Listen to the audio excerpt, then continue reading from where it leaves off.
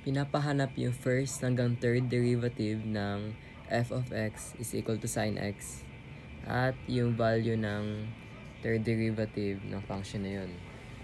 So, bale, ano nga ba mag-derive ng trigo?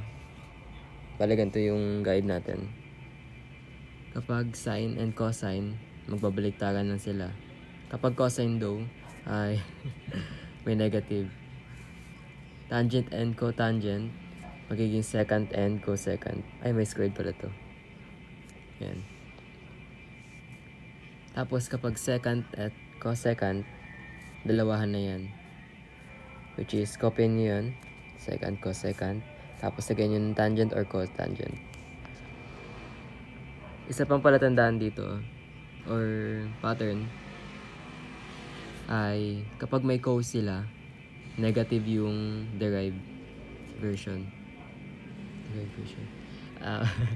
Ayan. Balit yung gagamitin natin sa pag-solve. Ano ba yung f prime? So, i-derive mo yung sin x. Ayun. Sa first line, makuha natin yung sagot. Ang sin x daw kapag dinerive, magiging cosine. So, cosine x yung f prime. Next naman, ayan. I-derive mo naman yung cosine x. Ang cosine x, nandito din sa guide natin na negative sin x. Which is, yan yung sagot natin. Okay. Sa last natin ay, ayan. Negative sin x. Sa simula, sin x yan positive. Ibig sabihin, babaliktad natin yung sagot kanina. Kapag sin, naging cosine. Ibig sabihin, kapag negative sin, negative cosine.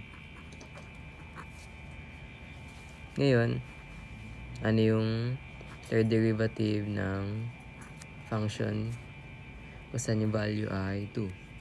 Bali yung x natin papalitan ng 2, negative cosine 2. Tapos, yan, lalagay nyo na lang to sa calculator. Nagtanong ako kay sir kanina, gagamitin nyo yung radians na mode, hindi yung degree. Bale, kayo na mag-calculate nyan.